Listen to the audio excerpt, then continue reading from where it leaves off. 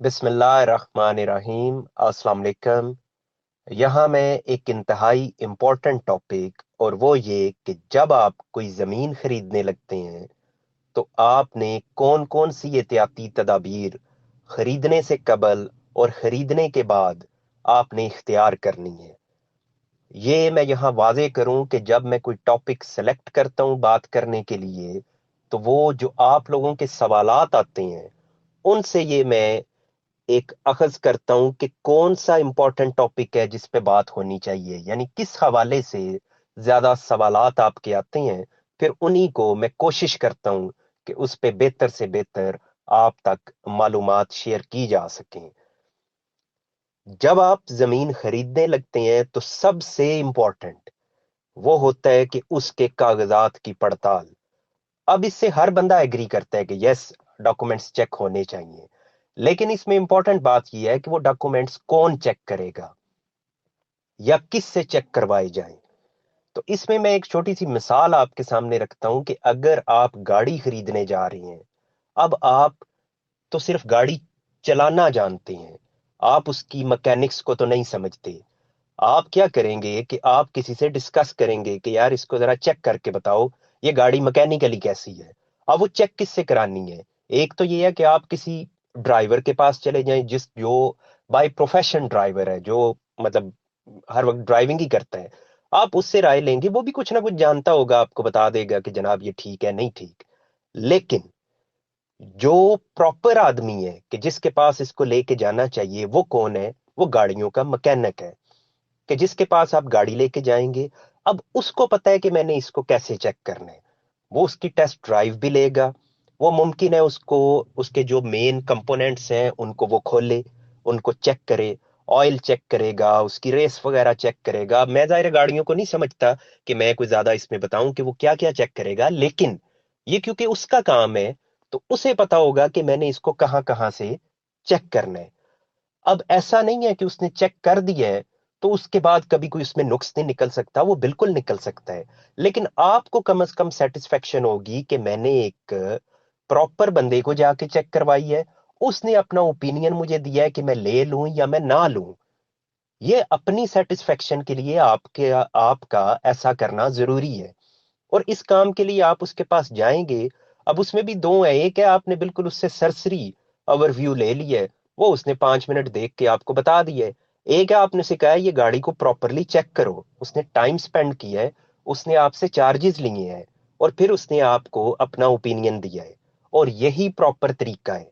अब आ जाएं आप जमीन के कागजात की तरफ। एक है कि आपने वही बात किसी आम बंदे को कहा है कि यार इसके डॉक्यूमेंट्स देख दो, उसने देख के आपको वही कुछ बताना है जो उसको पता है। और दूसरा ये है कि आप एक्सपर्ट के पास गए हैं। अब एक्सपर्ट कौन है? या तो इसमें होते हैं जो महकमा माल के लोग हैं, जैसे पटवारी वगैरह, और या इसमें फिर आ जाते हैं वो कला साहिबान जिनका ये रूटीन मैटर है। वो इस पे आपको एक बेहतर राय दे सकते हैं। यहां मैं एक बात आपको बहुत ज्यादा क्लियर करना चाह रहा हूं, वो ये कि जो जमीन बेचने वाला है वो तो कहेगा मेरे डॉक्यूमेंट्स क्लियर हैं, और वो इसलिए भी कहेगा कि उसको क्या पता डॉक्यूमेंट्स कैसे देखने हैं। ये हर बंदे के बस की बात भी नहीं है। और आप क्योंकि ब्लेम करते हैं ज्यादा प्रॉपर्टी डीलर्स को कि उनकी वजह से मसाइल होते हैं, तो ये मैं वादे करूं प्रॉपर्टी डीलर का हरगिज हरगिज कानूनी तौर पे ये काम नहीं है कि वो आपको कागजात की तसल्ली करके दे। वो इसलिए कि वो कागजात का ना तो एक्सपर्ट होता है, उसका काम है डील करानी। यानी एक शख्स आया है, मैं प्लॉट बेचना चाह रहा हूं, तो उसके पास वो सेलर आ गया है, अब उसने बायर तलाश करना है, बायर तलाश करके उनकी नेगोशिएशन करानी है और उनकी डील करवा देनी है। बहुत ज्यादा होगा तो वो रजिस्ट्री करवा के दे देगा आपको। डॉक्यूमेंट्स को चेक करना उसकी कानूनी तौर पे कोई जिम्मेदारी नहीं है। ये अलग बात है कि जिस तरह एक ड्राइवर, प्रोफेशनल ड्राइवर, उसको गाड़ी की समझ होती है, इसी तरीके से प्रॉपर्टी डीलर्स को कुछ ना कुछ आम आदमी की निस्बत उन्हें डॉक्यूमेंट्स की थोड़ी सी बेहतर समझ होती है। लेकिन ना उनकी कानूनी ड्यूटी है, और ना ही उन्होंने उनकी कोई प्रोफेशनल क्वालिफिकेशन इस हिसाब से होती है। ना वो महकमा माल के लोग हैं, ना ही वो वकला होते हैं। आप इसलिए उनके ऊपर कल को इल्जाम लगाएं कि उन्होंने फ्रॉड किया है, जनाब उनको भी उतनी समझ थी जितनी आपको कागजात की समझ थी। आपकी निस्बत चले उनको थोड़ी बहुत ज्यादा समझ थी। لہذا کاغذات ہمیشہ کسی ایکسپرٹ کو آپ چیک کروائیں تاکہ بعد میں آپ کو تکلیف کا سامنا نہ کرنا پڑے۔ اب اس میں آ جائیں کہ کون سی امپورٹنٹ باتیں ہیں جو آپ نے کاغذات میں چیک کرنی ہوتی ہیں، ان میں سے چند کو میں یہاں بیان کر رہا ہوں۔ اور اس میں یہ بھی واضح کر دوں، ایسا بھی ممکن نہیں ہے کہ آپ بالکل طے تک جا سکیں۔ یہ ویسا ہی ہے کہ ایک ہے کہ گاڑی کو آپ نے سرسری مکینک نے آدھا گھنٹہ، گھنٹے، 2 گھنٹے لگا کے چیک کیا ہے، اب آپ کے اگر وہ پورا انجن کھول دے اور اس کو کرے نئے سرے سے جوڑے تو اس میں تو وہ 3 دن لگائے گا، پھر وہ آپ کو پراپر اوپینین دے سکے گا؟ تو ایسا تو ظاہر ہے ممکن نہیں ہوتا۔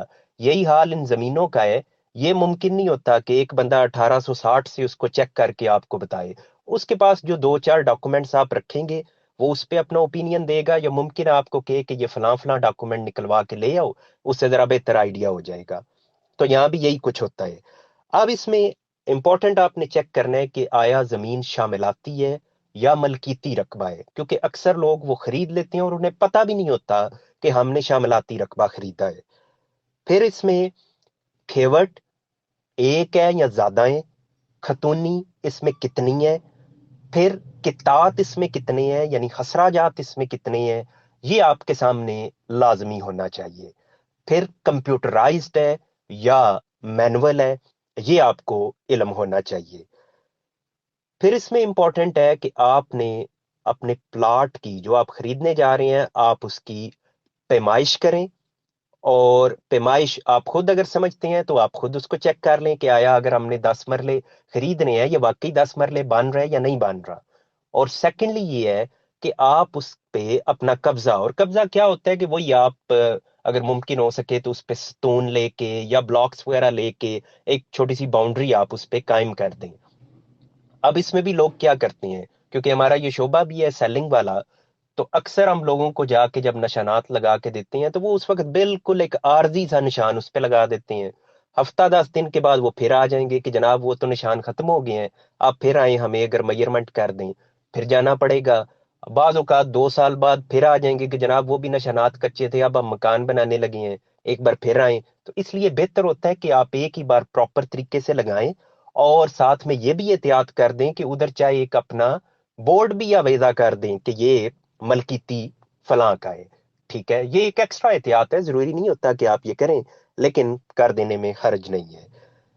نیکسٹ جناب اس میں امپورٹنٹ ہے کہ آپ نے اقرار نامہ، اب اکثر لوگ آپ کو پتہ ہے 1200 روپے کا سٹام لکھوا کے اور اس کے اوپر مطمئن ہو کے بیٹھ جاتے ہیں کہ ہم پلاٹ کے مالک بن گئے ہیں۔ یہ جناب بالکل عارضی ہے، یہ کسی مجبوری کے تحت آپ اگر لکھواتے ہیں، مثلا آپ نے پیسے دیے ہیں اور رجسٹری کرانے والا بندہ اس کو بھی فرد نہیں ملا یا کسی وجہ سے کوئی تھوڑی سی دیر ہے، تو آپ نے کہا ہے 2 ماہ بعد رجسٹری کرا لیں گے، تو اس میں آپ سٹام لکھتے ہیں، ٹھیک ہے آپ لکھیں 2 ماہ کے لیے، وہ لکھ بھی لینا چاہیے، کیونکہ جو زبانی ٹرانزیکشنز ہیں وہ اوائڈ کرنی چاہیے، ہمارا مذہب بھی یہی ہمیں ترغیب دیتا ہے۔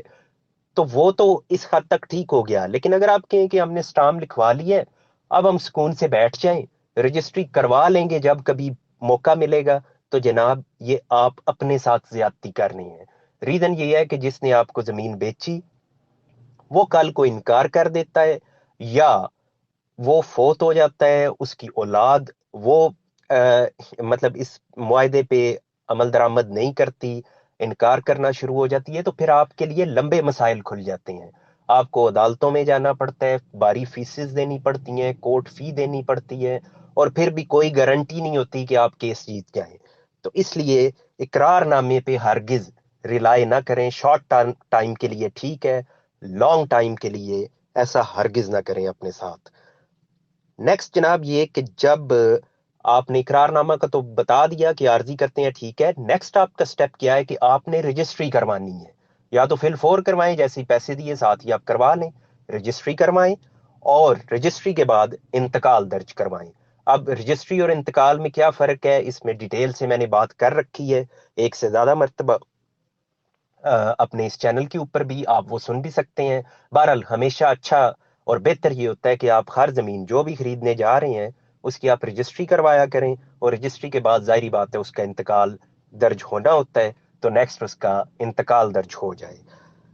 اب نیکسٹ اس میں ہے کہ فرد برائے ریکارڈ ضرور لیں کہ جب آپ کی یہ ساری ٹرانزیکشنز مکمل ہو گئی ہیں تو آپ کے لیے بہتر یہ ہے کہ آپ ایک بار جا کے اپنا فرد حاصل کریں. اگر کمپیوٹرائزڈ ہے تو اراضی ریکارڈ سینٹر سے آپ کو فرد مل جائے گا، نہیں ہے تو پھر آپ پٹواری کے پاس انتقال درج کروا کے تو اس سے آپ اپنا فرد حاصل کریں. یہ قانون میں کوئی آپ کے لیے لازمی نہیں ہے. اس سے قبل جو کچھ بتایا وہ سمجھنے کے قانونی تقاضے ہیں، یہ قانونی ریکوائرمنٹ نہیں ہے، لیکن یہ احتیاطی ہے. آپ یہ لیں گے تو آپ کو پتا چل جائے گا کہ کوئی نام کی غلطی تو نہیں ہے، کوئی میرا رقبہ کم زیادہ تو نہیں لکھ دیا گیا.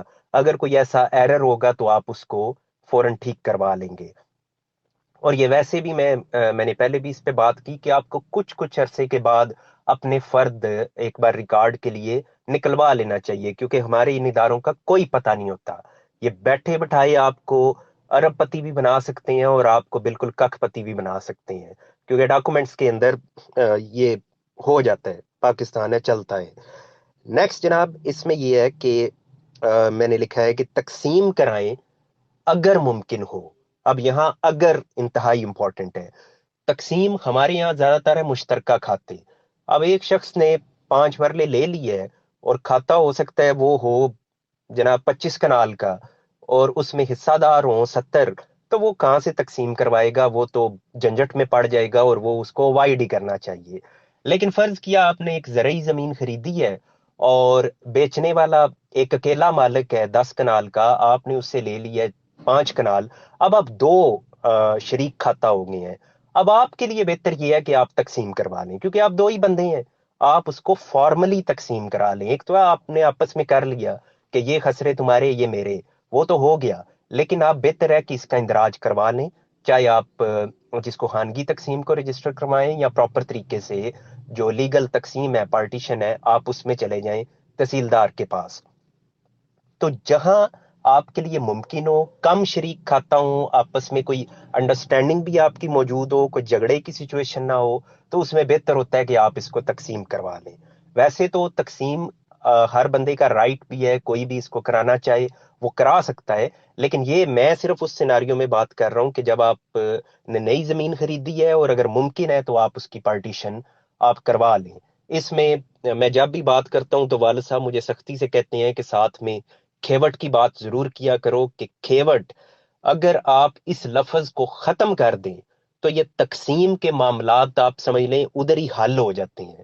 کیونکہ کھیوٹ ایک ایسا، آپ اس محکمہ مال کے اندر ایک گندی سی آپ کہہ لیں کہ مسائل پیدا کرنے والی ایک انٹری ہے، کہ ایک کھیوٹ کے اندر 10 خسرے ڈال دیے جاتے ہیں. ایک خسرہ روڈ کے اوپر ہوگا، ایک خسرہ پہاڑ میں ہوگا، کوئی دریا میں ہوگا، کوئی کم قیمت ہے، کوئی زیادہ قیمت ہے.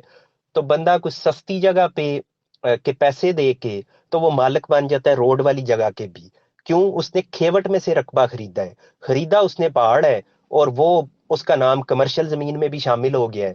اب ان مسائل سے بچنے کے لیے ایک تو یہ الگ کھیوٹ کا لفظ ہی ختم کر دو. پہاڑ والی زمین وہ الگ کھاتا، روڈ والی زمین وہ الگ کھاتا.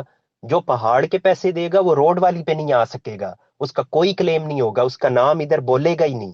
اور جو روڈ کے پیسے دے گا اس کو کوئی پہاڑ پہ نہیں بھیج سکے گا کہ تم ادھر جاؤ، تمہارا نام ادھر ہے. تو اس لیے یہ کھیوٹ، اس کو اگر ختم کر دیا جائے تو اس سے مسائل نہیں پیدا ہوتے بلکہ مسائل ختم ہوں گے. اب اس کے اینڈ پہ میں نے لکھا ہے کہ نقصان سے بچنے کے لیے تمام ممکنہ احتیاطی تدابیر اختیار کریں. یہ میں جتنی بھی باتیں اوپر بیان کی ہیں آپ کے سامنے، یہ احتیاط ہیں. ایسا نہیں ہے کہ یہ کر کے تو 100% گارنٹی ہے کہ آپ کی زمین کو کچھ بھی نہیں ہوگا. وہ پھر بھی کوئی نہ کوئی مسائل آپ کے لیے بن سکتے ہیں، لیکن یہ ایٹ لیسٹ وہ احتیاط ہیں کہ جو آپ کو لازمی کرنی چاہیے، جن کے کرنے سے آپ اپنے لیے پیدا ہونے والے مسائل میں کمی لا سکتے ہیں. تو ہوپ فلی کہ اگر آپ نے اس کو ڈیٹیل سے سنیں، غور سے سنیں، تو آپ کے کافی سے مسائل، ان کا جواب بھی آپ کو ملا ہوگا. فیوچر میں آپ پرچیزنگ کریں گے اس میں بھی آپ کو آسانی ہوگی اگر آپ ان تدابیر کو فالو کریں گے.